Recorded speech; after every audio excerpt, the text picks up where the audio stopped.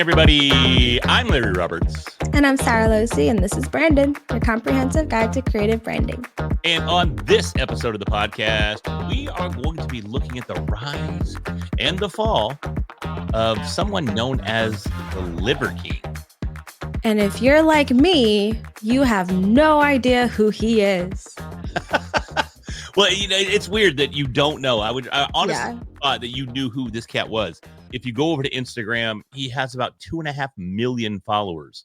That's insane. On IG. So he's definitely making a splash to his demographic. Now, at the same time, I can kind of dig where you probably wouldn't know who he is. Not his target audience. Definitely not his target audience. Yeah. Liver King is his real name is Brian Johnson, and he built his brand. Calling him out with his government name. We're going all the way back to the birth certificate here, folks. And his social security number is. But he built an entire brand on being lies. Yeah, definitely. But he also built it on being quote unquote primal. You know, he wanted to get away from modern day living and the comforts that we experience today and go back to our primal ancestral roots. And he did this by mostly eating raw liver. Even the cavemen had fire. They could cook. and that's true, you know, but at the same time, he takes it back so far. I mean, he ate raw liver. He ate raw bull testicles. He ate all sorts of raw meats. And if you look at the cat, he's about 5 foot nothing. But he's like bam, bam, bam, bam, bam. I mean, there's muscles on top of muscles, on top of abs, on top of abs. So much so that people accused him of having ab implants because they're they protrude so far and they're so defined. I mean, he's like an anatomy chart that's on steroids. And that's kind of ironic because that's kind of ended up what it was. It was actually steroids. It makes me like, you know, Hannah Gadsby, the comedian? Yes. She talks about the like paleo diet and gets really angry about it because it's like, do you know what the paleo people ate like back then? I don't know. No, we don't. Okay. We weren't there. Why does he assume back in the day they ate raw liver? Like, where does he get that information? Yeah, I don't know. He came up with this entire brand that surrounded these 9 ancestral tenants. And I don't know all the tenants. I didn't buy into his hype. I definitely was intrigued by his presence because if you see him, I mean, he's a very distinct looking individual. He doesn't bathe. He doesn't shave. He's got this beard that goes on for days and his hair that's less than clean looking. I mean, when you see him in a picture, if you look at his Instagram, you can smell his account. Oh. Yeah. Okay, so how did no bathing muscle dude get 2.5 million followers? Well, it's because he built a brand around it is really what it amounts to. He hired a company, and this company is well known, and I'm looking for them right now. They're called 1DS is the name of the company that he hired. And we didn't know this until recently because what ended up happening is that, you know, we talked about it was somewhat built on steroids. Well, it turns out that it was 100% built on steroids, and his brand was 100% completely built on lies. And what ended up happening was some of his emails were leaked. And although he had swore up and down, interview after interview, podcast after podcast, that he was clean, that he was natural, and it was these 9 ancestral tenants, and it was this raw liver and raw bull testicles and raw meat and all this other stuff that made him who he is, it was really all steroids. When it came out, he was spending about $11,000 a month to maintain this physique. And that's where it gets a little scary. And that's why we're talking about it here on Branded, is because he literally built his brand on lies. None of it was real. It was all a facade. And it's still, even today, he definitely took a hit when it came to his social media. and he was exposed, and he had to come out and do the traditional, "Oh, I'm sorry, I didn't mean to lie to you." He had to come back and try to build things back up, and he's still got a following. But the bottom line is that the following was built on a facade. We need to stop making stupid people famous. Well, and I love that meme as well, because we've definitely arrived at that point in time where we make a lot of quote unquote stupid people famous. Yeah. Because why? Because they build an insane brand. All these people, whether it's and I'm not even the slightest, honestly, Jake Paul fan, but he's built an amazing brand.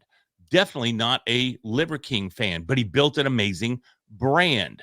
Not really a Joe Rogan fan, but he built an amazing brand. And that's where these quote unquote stupid people that we're elevating are able to set themselves apart because they build an insane brand. See, the thing that I don't get with this is, I mean, you and I, we know personal branding, live and breathe, eat, sleep, personal branding. Sure. And personal brands have to be built on authenticity. So when it came out that all of it was complete BS, how did he not lose his brand? How is he still getting all of these followers, all of this attention? Yeah, it's interesting because honestly, it's super simple. He just kept showing up. He accepted. Can he stop?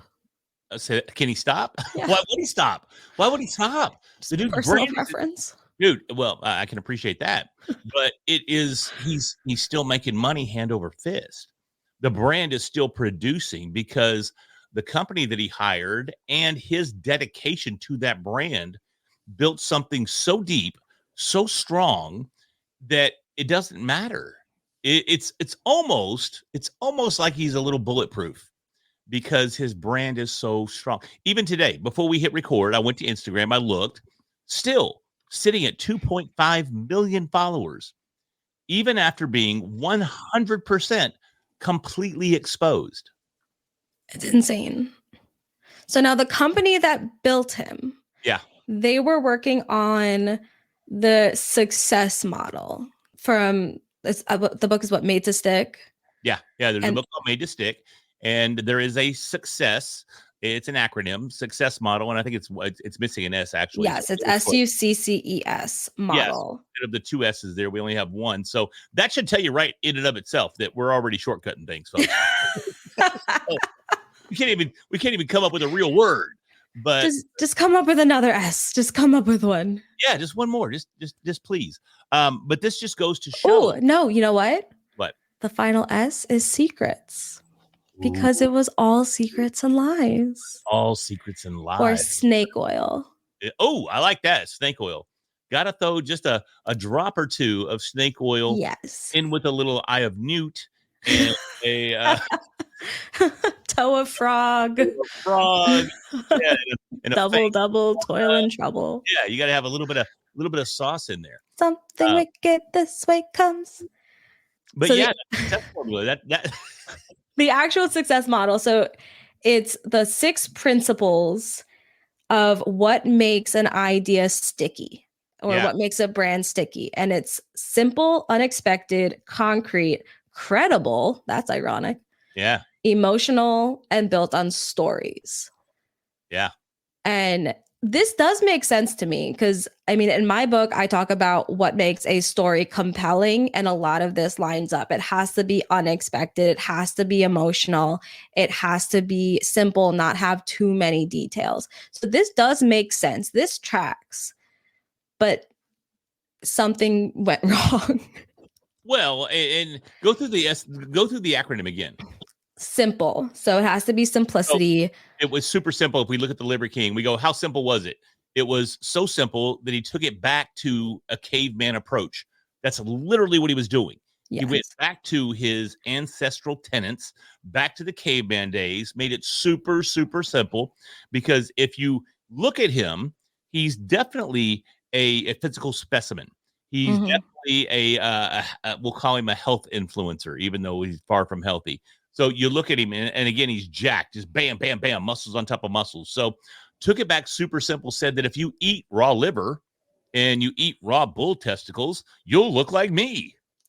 And I think the simple part is also like twofold too, because not only like was his lifestyle supposedly simple, but his message was simple. Like he was only promoting this whole idea of like he is a fitness health person. He didn't have multiple levels. Like looking at the made to stick success model, it was the Heath brothers came up with it. And one of the examples they give is like Southwest is the low fare airline. So they focus on the idea of like low fare and transparency. So that's simple. They're not layering in all of these other things. Sure. So because he just focused on the physical piece of it, that kept it simple. And I mean, the simple isn't anything new. It's the KISS principle. Keep it simple, stupid. We've all heard it more than once. Yeah. Definitely. Yeah. So keep it straightforward, keep it simple. And he succeeded in that 100%. What was the, what's the U? Unexpected. So to get attention, violate a schema. So schemas are like this mind maps we have in our brain, like what we expect to happen, what has been put into our brain that this is going to happen. So when you go against that, it has that shock factor. So I guess that's what he did more than anything. I mean, if you go to his Instagram right now and you look at Liver King, you'll find a picture right there on the front page of him holding a massive raw beef liver. I don't want to see that. In the next picture, he's eating that beef liver. Super unexpected. I mean, I as a kid growing up, I cried on liver and onion nights. I mean, literally, because I hate liver that much that as soon as I smelt that liver and onions grilling in the kitchen, I was never made to eat that. Oh my God, I was. And it was, I don't think anyone in my house would have eaten that. It was the worst. So I can't even fathom eating raw liver, but that's where it's unexpected. He's sitting there holding a liver in his hand and he's eating it raw, straight from the critter. So very unexpected. Across the board. Part of the unexpected piece, it's basically clickbaiting. Yeah. You're just setting it up to sound unexpected, even if the whatever you're saying isn't that unexpected. You set it up so that it sounds like it. The way that you just word it, you make it sound like this is going to be a plot twist, and that's why things like clickbait are so successful. We're finally starting to realize this is clickbait. We don't need to actually click it, but for the longest time, that's what it was. And with him, it's kind of the same thing. His entire brand was clickbait. It's I only eat raw liver. Like, okay, how does that work? Like, how does this all come together? How do you look like that? Yeah, 100%. And I love that there's a meme out there of Tom Hardy from Mad Max where he looks up and he points up, and you're starting to see like on social media where people will take that meme and he's saying that's bait. And that meme is being used to point back to clickbait titles or clickbait posts and go, hey, this is just clickbait. This is nonsense. So, but yeah, he built an entire brand on unexpected clickbait. So then the next C is concrete. So the way that they say it, I was thinking that concrete had to just be, this is set in reality. It's not figurative. It's just, this is a thing. But what they actually say is that to be concrete, use sensory language. So you're painting a mental picture. So instead of just being concrete as in it's just like set in a fact, it's you have to be able to picture it so that it feels real and feels tangible. Well, and that's where he took it to the next level. Because if you look at Liver King, he looks very ancestral. He looks like a wild man with, again, the long hair that's knotted up and the long bushy beard. And again, dude is just chiseled straight out of granite. And again, so much so that people accused him of having ab implants because his abs are so big and they protrude so far that they look fake. And so far, I haven't heard whether or not they are fake. They potentially wouldn't be surprised. Oh, no, not at all. Not at all. But everything else is fake.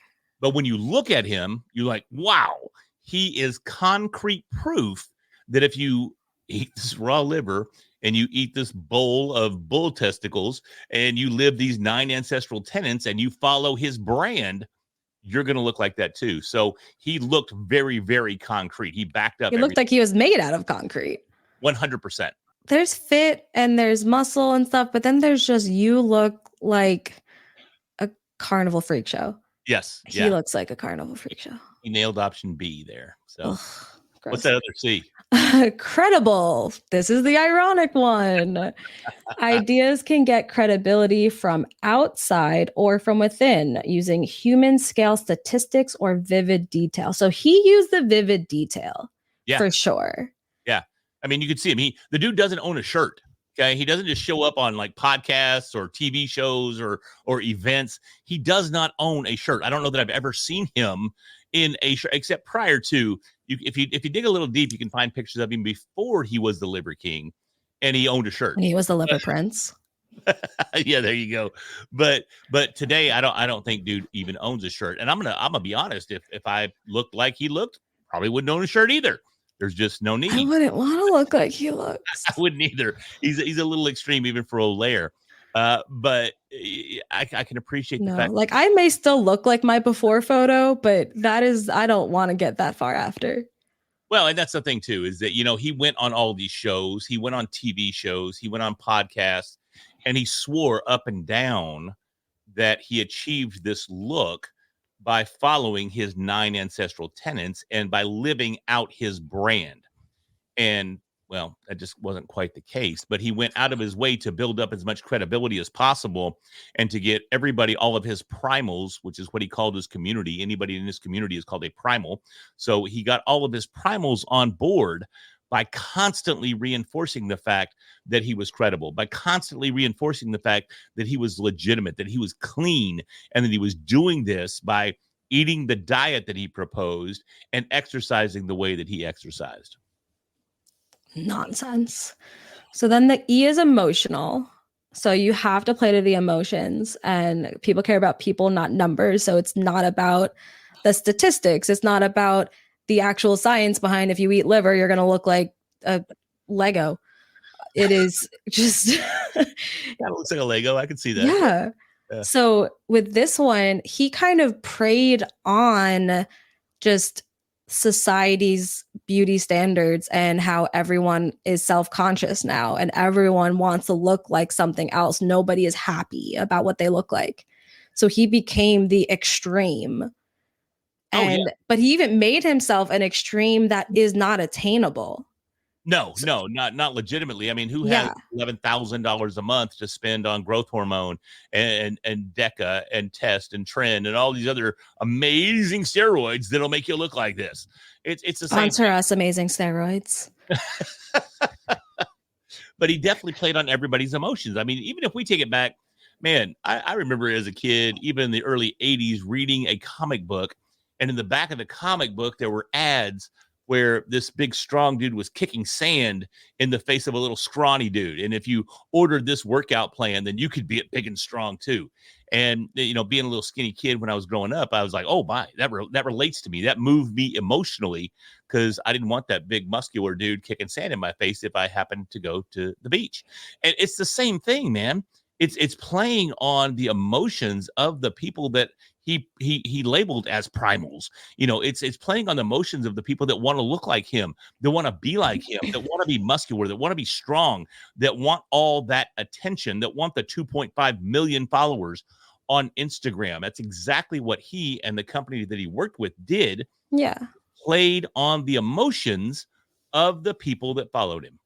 And this isn't even close to like a new concept. This is how we got an entire generation hooked on cigarettes. This is how they sell alcohol. It's the whole concept of sex sells. Yeah. And just using someone pretty. It's the whole concept of all Instagram influencers. Yeah. It's, this person is so pretty. This person is so cool. I'm going to buy their sunglasses because then I'll be cool. Right. I mean, that's why you're on this podcast, is because you're so beautiful and I can't bring listeners. So I got to have somebody like you to be on the podcast with me so the people will listen to the show. Oh, I love ego boosts in the morning. Yeah, right. For sure. But no, really, it's goes back to like the Marlboro Man. And he was used. Why are you laughing? Well, we both know why I'm laughing. That's hilarious. Oh, yeah, because he's my mom's ex-boyfriend.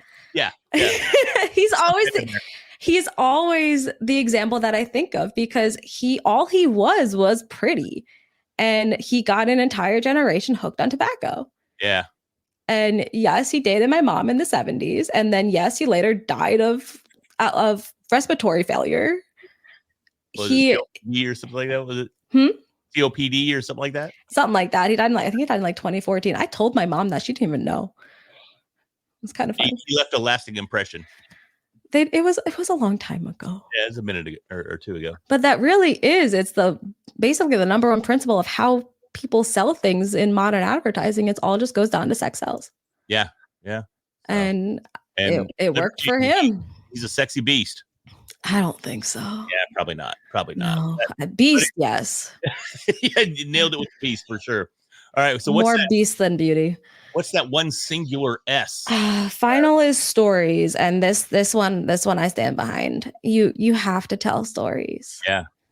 And the way that they say it is stories drive attention through simulation, which is what to do, and inspiration, which is the motivation to do it. And I agree with this, but I think it goes past that. It's not just telling you what to do and how, but it's the connection that it drives. Because relate, right? Yes, you need to be able to relate to it, and stories are what form connections between people. Our brains are wired to connect to stories.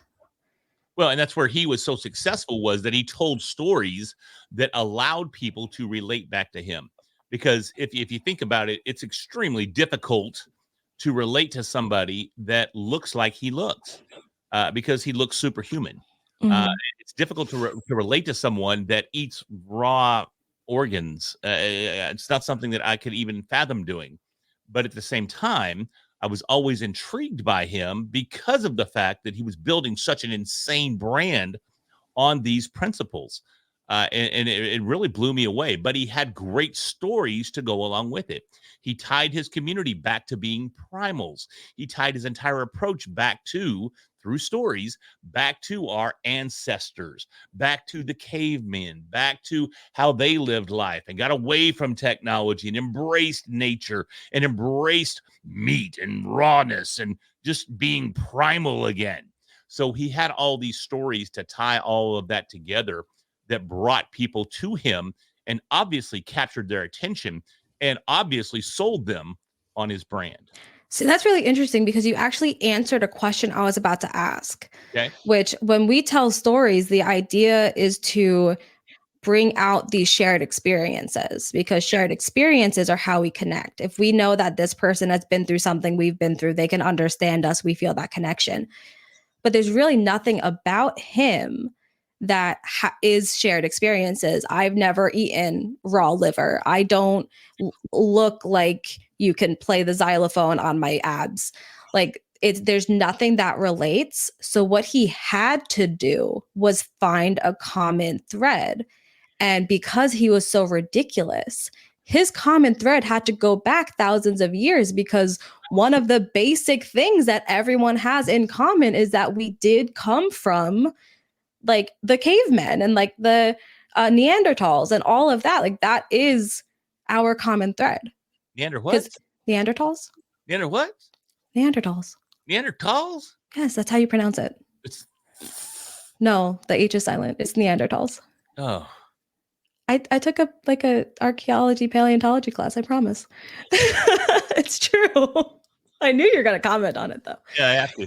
Yes, but that was how far back he had to go to find that common factor, because everything else in the present for him was BS. Yeah. That's so interesting. Yeah, man, he's an interesting cat for sure, and it's been interesting since he's been exposed, how he still tried to tie these stories in and bring it all together to recover from his exposure, and still maintain that brand. And I think it's a testament to show that if you've got a strong brand, well, look, the lesson here isn't BS people and build a brand on BS. The lesson here is be honest and build your brand based on the success principle, but with truth involved. But at the same time, I think it's an excellent demonstration of, even if You take his route and build your house on the sand of lies, that with a strong story and a strong brand, you still have a bit of an opportunity to recover. I mean, he's struggling. He doesn't have quite the following that he had, but Yeah, I mean, only 2.5 million. only 2.5 million on Instagram right now. That's only Instagram. I didn't do the homework to find out where he's at on every platform. Oh But Lord. still doing 2.5 million over there. It's insane. I'll never understand. But I mean, even like when talking about the different things that go into personal branding, one of them is the know, like, trust factor. Yeah. And you need to get people, let them get to know you and get them to like you and then get them to trust you.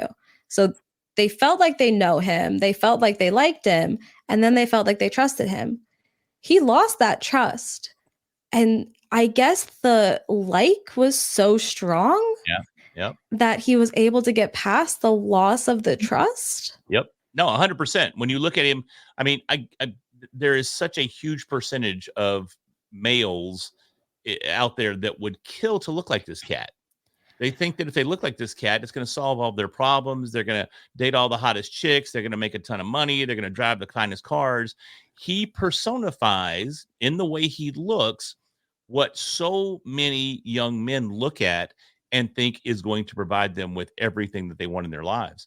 And because of that, he's able to overcome a lot of that trust or lack of trust factor. That's insane. Guys, for the record, Shrek made a whole lot more money than Magic Mike. I love that. That's amazing. Yeah, that's an amazing. It is true. Yeah. You don't have to look like that. Be decent. Save us from the dragon, whatever it takes, but you don't need that. That's so funny. That's hilarious. Have a cute little donkey sidekick. Because I'd still pick Magic Mike over Shrek if I had a genie that goes, all right, Larry, one wish. You can be Shrek or you can be Magic Mike. I'm going Magic Mike. I'll tell you that right now. But anyways, hopefully this episode. For the record, guys, this was what not to do. This is what not to do. This is not we're not telling you to be kidney king or next week. Don't. Yeah. Don't go eating raw liver, raw full testicles or kidneys or anything. Just build a brand on authenticity.